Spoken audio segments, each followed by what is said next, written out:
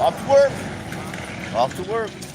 Yeah, brother. Good to see you. Good to see you too. Yeah, man. You guys have a good one. All right. Appreciate it. So here I am. Like I said, I'm gonna bring more feeds. I guess that's what you call them for the audience. This is where I live. It could be considered ghetto, predominantly drug addicts, predominantly a lot of drug addicts actually. For me, it's inexpensive, so I don't mind that. Like I live here, it's only $7.75 a month. If I move up closer to work, which I would only be 5 minutes away, it's about $12.50 a month. That's a big difference, like $500, I think. So I live here. Anyhow, this is I think it's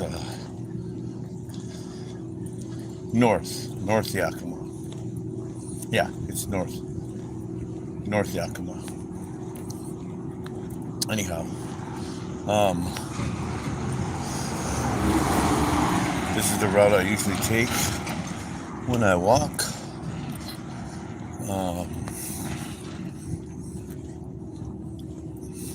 It's not bad. Nighttime it's really dark. They have no street lights here. Again, it's ghetto. You see no sidewalks. You see dirt. You see dirt where I'm walking. You see the roads kind of beat up. I mean, honestly, it's ghetto. And so, but I don't mind it, like I said.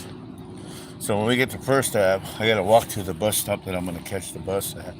And I just pushed it out a little further so I could have the feed or this video, live feed, whatever they call them, longer, if you will. Anyway, so getting back to the situations at hand. I mean, just hearing the conversations, hearing the temperature of all the stuff going on here, you know, it's wild. I mean, it really is. And then of course hearing the other side of it, which is church stuff. I mean, it's just, it's intense, man. I mean, it really is. Because you actually got people trying to contradict what they believed in the first place. Because a lot of them jumped ship when things got a little too crazy. I see it, you know. And of course, they want to say that, you know, and it's funny how people will interject. Now, if you don't believe in God, awesome. If you do believe in God, awesome. I'm not for or against, I'll say that. If you don't believe in God, that's your preference, that's your right, you know. And if you do believe in God, vice versa, same thing. Anyhow, I myself listen to the arguments of the people that really followed this at one. Let's do this for instance. In 2016, there was a push by evangelicals, you want to call them, churches, things like that. A push for that. I'll give you where I stand. I'll give you where I stand. Then I'll go from there. That's what I'll do. I'll give you an element of where I stand on these issues. Okay. So years ago, there was a movie made called The Last Temptation of Christ, starring Willem Dafoe. I believe Martin Scorsese directed it. And basically, it was a take on if Jesus had, lived as a man, actually. I'm talking about the actions part. Okay? And from what I gather, it was pretty controversial. Very controversial. See, you got some folks right here, drug addict wise.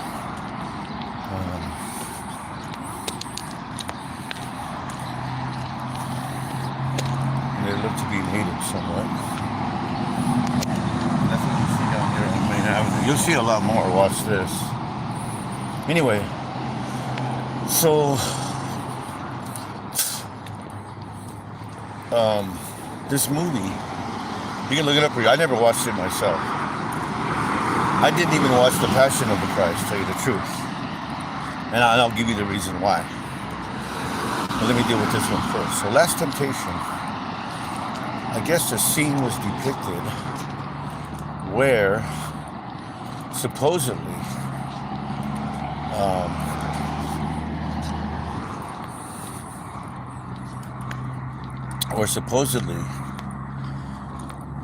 Jesus had sexual intercourse with, I believe, Mary Magdalene. That's what the movie depicted. Because again, and it's a good argument, I ain't gonna lie, most men have the opportunity to have sexual intercourse with a woman, well, they're gonna take that opportunity. So I get the argument. Not that it happened, I'm not saying that happened. Anyhow, you should have seen the uproar from churches, especially here in Yakima. And what they said was, we need to protest this. We need to protest this movie. So of course people are lighting up like crazy. And at that time, I was already starting to speak in different areas. And of course they expected me to be numero uno to sign up. They had the petition, it was going around churches. Don't play this movie in our town, it's evil, blah, blah, blah. So when they asked me to sign, I said, hold on, I'm going to go pray about it. That's what I did.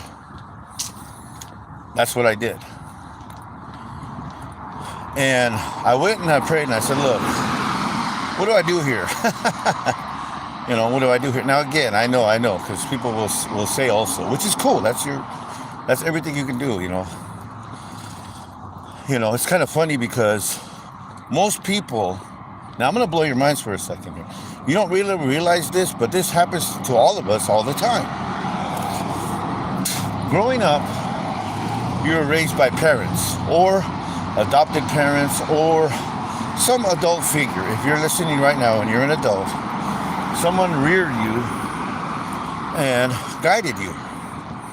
As you got older, if you weren't around them, if there was stuff you were supposed to do or weren't supposed to do, if you decided to do something that you weren't supposed to do, you'd actually go, hello everybody, I apologize, I'm walking right now, so it's hard for me to look at my screen. If you're saying hi, I'll say hi right now. Hello to everybody, the subscribers joining in. I'm just walking right now and it's a small screen, it's a phone, so it's hard for me to see what you all are saying without taking out glasses, and I gotta stop. And I don't want to trip up and fall. That would hurt. Anyway, so if you were somewhere and the person that guided you or raised you or taught you, what have you, wasn't around, if they weren't around, well, if you decided to go and do something that you weren't supposed to do, that voice in the back of your head would go, hey, it would be them. You probably even hear with clarity, you shouldn't do that, or something to that effect. So it's not far-fetched for us to receive guidance from people that aren't there. Again, I'm not saying that it's mystical. I'm not saying any of that. Okay? Anyway, going back to this. So I prayed. The answer I got was this: don't sign it. Now here's the clarification of it. I'll give you the clarification. The reason I was not to sign it, because it was outsiders or people that didn't know that made the movie. So, watch this. I'm not trying to put down anybody or anything or whatever, what have you. I'm not doing that. But if you see a skunk, your immediate response is, well, that skunk's gonna stink. That's your immediate response. That skunk is going to stink. And maybe you've never been sprayed by a skunk before. But your immediate, if you see a skunk, will be, oh crap. If he sprays me, it's going to be stinky. Okay, good. And that's all it is this defense mechanism. Anyway, so here we go. What I was told was, it's not the people that I don't know and what they do. It's the people that I know and what they do. That's what's offensive. I went, oh, snap. You see? So in other words, and it goes back to that simple, this is the simple rule, folks. Maybe it was a little more eloquent in my head, but here's the simple rule. Clean up your own side of the street before you try to clean up anyone else's. And there's another simple rule. Take the speck out of your own eye before you try to take the log out of your own eye. Before you attempt to take the speck out of someone else's eye. It's that simple. So I told them, I'm not signing it. Oh, they got mad at me. Why not? Why not? Why wouldn't you sign it? I said, because. And then I told them what I was told, and they got mad at me. I'm like, wait a minute. How is it that we say to ourselves, I'm being guided by God?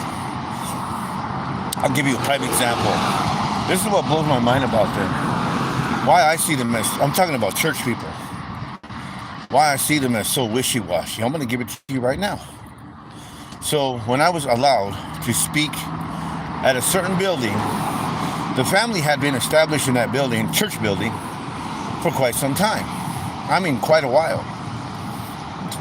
At least 2 generations of them being in that building. So they asked me, because the father had passed away, they asked me to speak during the Sunday sermons. Sure, I'll do it. Well, what happened is they promote, name it, claim it. They promote, speak it and it'll happen. They promote all that. Yet, when it came to one of their own little relatives that was sick, it didn't work for them. But they won't see that. They won't say,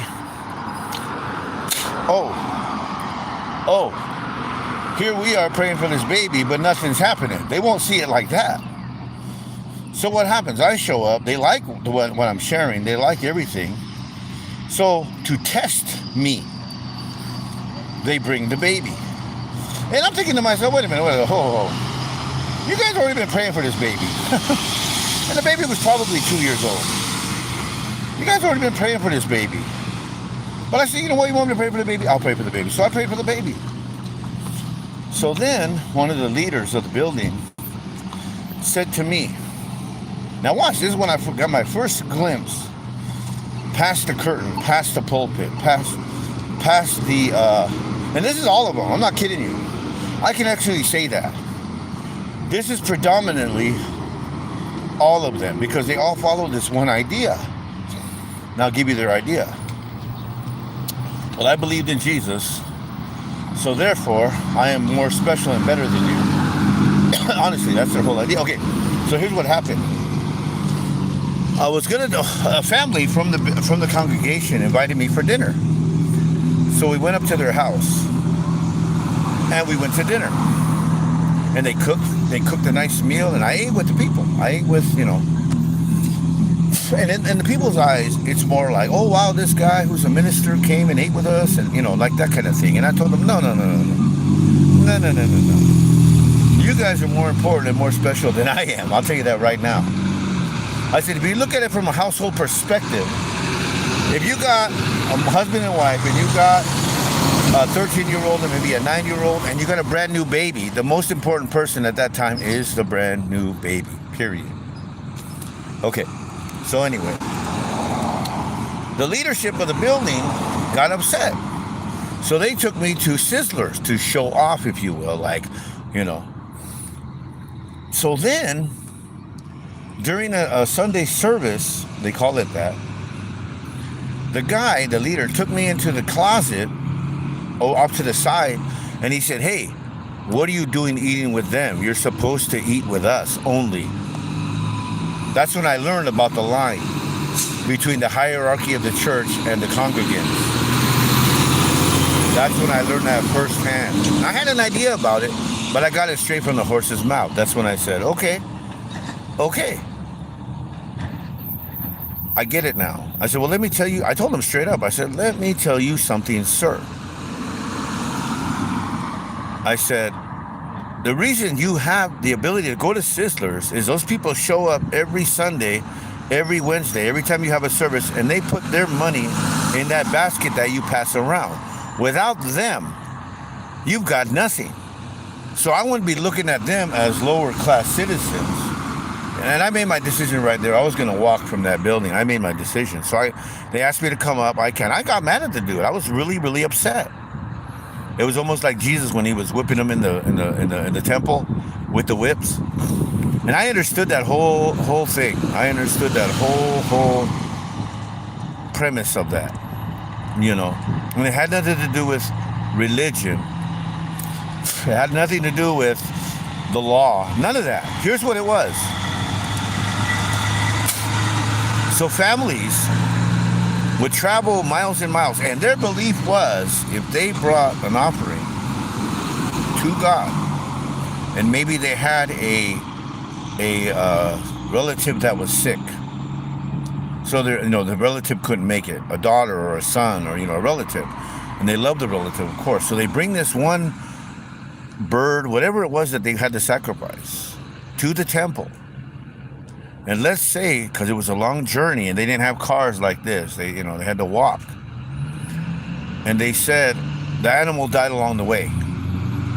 Well, you have these guys at the end of that journey with these animals to sell, and they hear the story, oh, your daughter's sick. Well, guess what? The price just went up 4 times. Well, you know that family's going to pay that. You know that family's going to sit there, and that's what he was mad about. That they were taking had nothing to do with them. And tripling and quadrupling, just like they do with medical. You see what I'm saying? What's your life worth? And that's what's crazy. That's what, I'll tell you something. The new religion is medicine. I'll say that straight up. And the doctors are the preachers. You see? And the prescription companies is the spirit. I'm telling you. If you ever listen, try it sometime. Listen to the prescription commercials, the pharmaceutical commercials. Here's what they say in there. We believe. They'll say that. Well, what the heck does that mean? It either works or it doesn't. They say, we believe. Anyway, let me get back to this. So, of course, I left the church. And the family ended up, and I told them, I don't want you guys to leave. I don't want nobody to leave. I just can't sit in a building where people smile at you in the face, take you in a closet, and talk bad behind people's back. I cannot stand that. Anyway, going back to this now. So that's when I first learned about the idea of ministers and all that. They think they are special because they open a building, because they stand behind a desk or a pulpit or whatever you want to call it, a podium, and they spout words, and gullible people believe them. All right? So that's what I'm letting you all know. Okay? See, and that's why the hierarchy and the religious world hated Jesus, because he didn't lift them on their pedestals.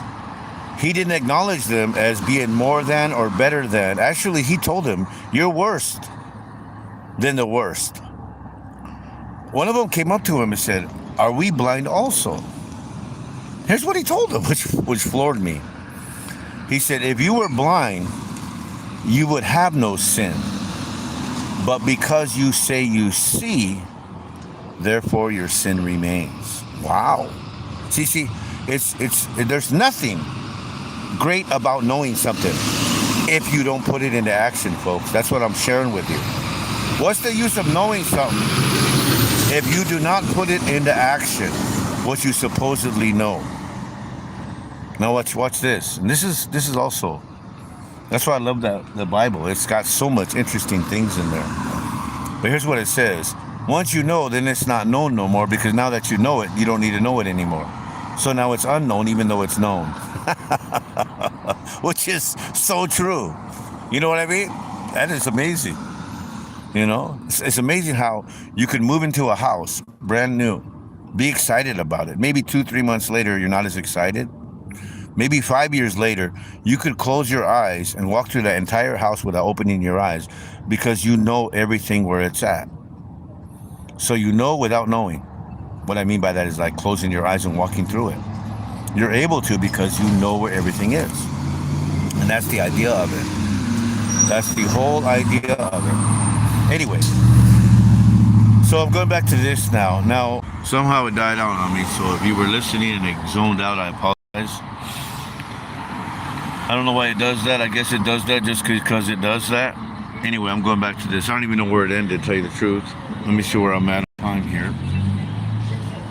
Give me a second here. Like I said, I have to get out the glasses and all that. I'm not walking, so I'm not going to fall down. Thank God. But this is Yakima. And I apologize if it got cut off a certain point and I didn't make the point known. I'm like, okay, phone, what do you want to do now? All right. Let me see here. Where am I at in a minute here? Oh, I'm going to close this down. I don't want to get it too close to me. Let's see here. Where am I at on here? Minute-wise. Oh, there we go. I can't even see thanks to that song. No, it's only been 20 minutes. Or maybe longer than that. I don't know. I don't know where it ended, so I apologize if I got a little... I got to keep looking at this to make sure it doesn't do that anymore. I don't know why it does that, but sometimes it does that. Okay, so let me get back to this of not knowing. Now, here's the thing for you. Here's the thing for you. Blow your mind a little bit more. Okay. Now, I ask people, a lot of people this question, and nobody has the idea. I've talked to scholars. I've talked to many, and they have no idea. They have no idea. Here's what it is. What's involved in choice? Because everybody says that. He gave you free will. You will not find that in Scripture. That is not true in any way, shape, or form. I'm telling you that right now. But they say it. Oh, he gives you free will. He gives you free will. What they say. Interesting. But that's not the case. So I ask people, I say, okay, what's involved in choice? What's involved in that? And they'll say this, well, choosing. No. That's not involved in choice. Choosing is not involved in choice. Well, free will. Nope, not that either. Watch this. I'm going to tell you right now what's involved in choosing. You have to have the full information of what you're choosing from, or you will not make a sound choice. So you have to fully investigate what it is you're making a choice from, or you will not make a sound choice. Look at that. So you must be informed. And how do you get informed? By investigating. How do you get to investigating? By asking. Now watch, I'm going to show you something that we don't realize. And I've shared it before, and like I said, if I'm repeating myself, I apologize, but I'm going to tell you. The makeup of the body is more for investigation than propagation. That's the truth. The makeup of the body is intended more for investigation than propagation. Look at your two eyes. They take in information. Your two ears, they take in information. Your 2 feet, they carry you to get to investigate that information. Your 2 hands, they check out that information. There's only one thing that propagates or sends out, and that's the mouth. So what that tells you is it's better And more important, to check it out before you talk about it. Now, I'll tell you something.